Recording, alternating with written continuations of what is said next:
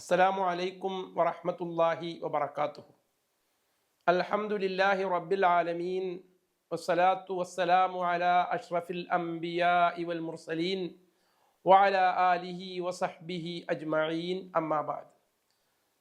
തേജസ് ന്യൂസിൻ്റെ റമളാൻ വിചാരത്തിലേക്ക് ഏവർക്കും സ്വാഗതം. കരുത്ത് നേടണമെന്നാഗ്രഹിക്കുന്നവരാണ് പൊതുവെ മനുഷ്യർ.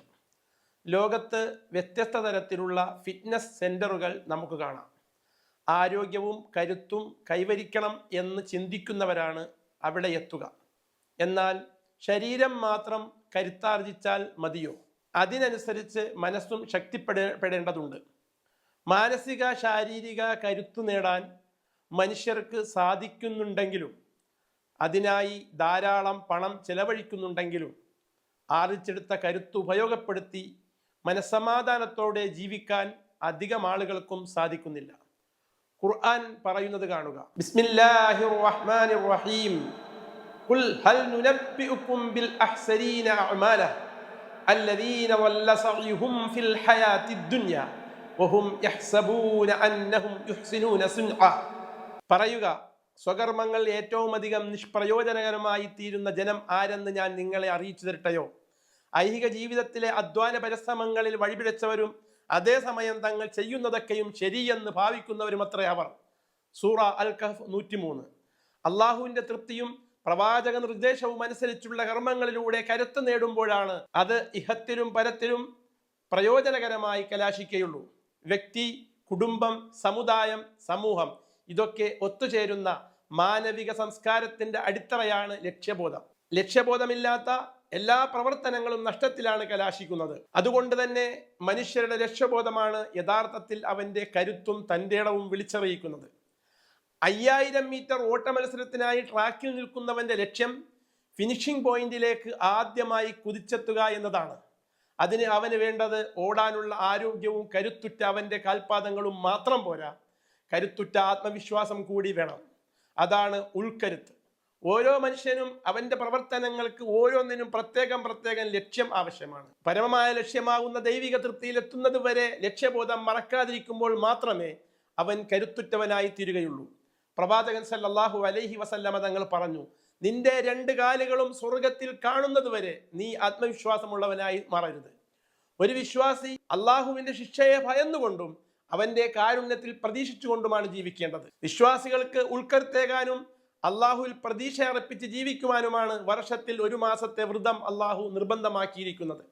നോമ്പിലൂടെ ഓരോ വിശ്വാസിയും കൈവരിക്കുന്നത് ഏത് പ്രതികൂല സാഹചര്യങ്ങളെയും നേരിടാനുള്ള ഉൾക്കരുത്താണ്. തന്റെ ചിന്തയും കർമ്മങ്ങളും ആഗ്രഹങ്ങളും അള്ളാഹുവിന്റെ ഇച്ഛയ്ക്കും കൽപ്പനയ്ക്കും വിധേയമാക്കാൻ ഒരാൾക്ക് കഴിയുമ്പോഴാണ് യഥാർത്ഥത്തിൽ അയാൾ കരുത്തനാവുന്നത്.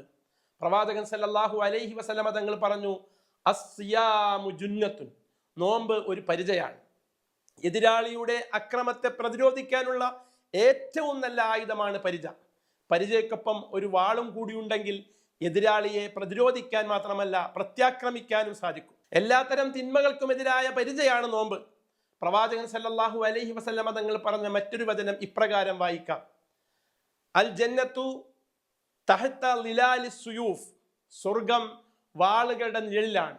ഈ 2 നബിവചനങ്ങളും ഒന്നായി ചേർത്ത് മനസ്സിലാക്കുന്ന വിശ്വാസിക്ക് നോമ്പും തിന്മയ്ക്കെതിരായ പോരാട്ടവും ആത്മീയവും ഭൗതികവുമായ കരുത്ത് നൽകുന്ന 2 ആരാധനകളാണ്. ഇസ്ലാമിലെ ആദ്യ പോരാട്ടമായ ബദർ റമളാനിൽ തന്നെ നൽകിയതിലൂടെ വിശ്വാസത്തെ നിഷേധത്തിൽ നിന്നും നിഷേധികളിൽ നിന്നും സുരക്ഷിതമാക്കാനുള്ള കരുത്ത് നേടിത്തരുന്നു. ആധുനിക ലോകത്തെ വിശ്വാസികൾ റമളാൻ മാസത്തിൽ അലസരും ഉറക്കക്കാരുമായി മാറിയിരിക്കുകയാണ്.